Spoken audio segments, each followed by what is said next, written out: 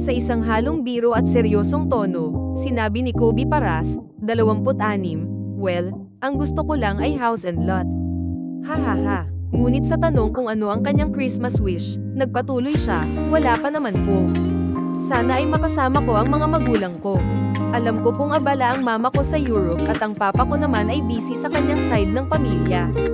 Nabanggit ni Kobe na parehong may kani-kanyang pamilya na ang kanyang mga magulang, sina Jackie Forster at Benji Paras, kasama ang kanyang kuya na si Andre. "Umaasa lang ako na makasama ko sila, pero kung hindi, masaya na ako nakasama si Kylin at ang kanyang pamilya na napaka-espesyal para sa akin," dagdag pa niya. Samantala, si Kylin Alcantara, 22, ay nagbahagi ng kanyang pananaw sa Pasko. Wishlist. "Wala po. Sa totoo lang, hindi ako naglilista tuwing Pasko. Kung may magbigay man o wala, ayos lang sa akin. Ang importante ay pag-ibig at dasal," ngiti niyang tugon.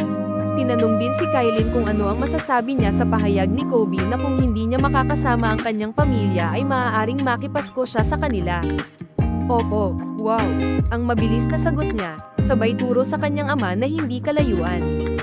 Mukhang ito ay isang paraan upang ipahiwatig na kailangan muna ni Kobe ng permiso mula sa kanyang tatay.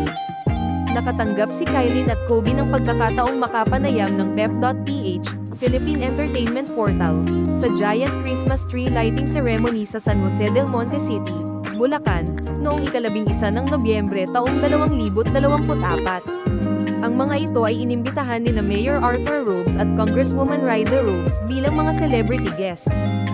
Isa sa mga tanong ng kanilang mga tagahanga ay kung ano ang mga Christmas gift na plano nilang ibigay sa isa't isa. "Kasasabi ko lang po na house and lot," sagot ni Kobe, na muling nagbiro, "pero kung hindi talaga kaya, okay na ako sa kotse." "Ikaw?" kasabay ng pagngiti kay Kylin na tila nahihiya. "House and lot din," biro ni Kylin, pero nagbawi, "Wala po. Wala, hindi ko pa po iniisip. At kung meron man, bakit ko naman sasabihin sa kanya?" Agad namang nagpasok si Kobe ng isang bagong ideya, "Actually, ang gusto ko sana ay magluto si KY para sa akin.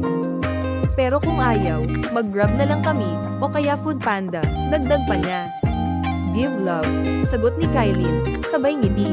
Kahit marami na ang kinikilig at tanggap na ang kanilang espesyal na relasyon, marami pa rin ang interesado kung paano nga ba talaga nagkakilala sina Kylin at Kobe. "Yan po muna ang sikreto namin," sagot ni Kylin nang tanungin. Biro naman ni Kobe, "Sabihin mo, pumunta ako sa space, pumunta ako sa bahay ng mga alien, at nakita ko siya." Sa TikTok, andun lahat ng sagot, at sa YouTube, pahayag niya, na tinutukoy ang mga nilikhang content ng kanilang mga tagahanga at bashers.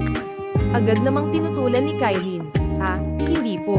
Sila lang po ang gumagawa ng kwento namin." "Yun na lang muna," sabay tawa ng dalaga.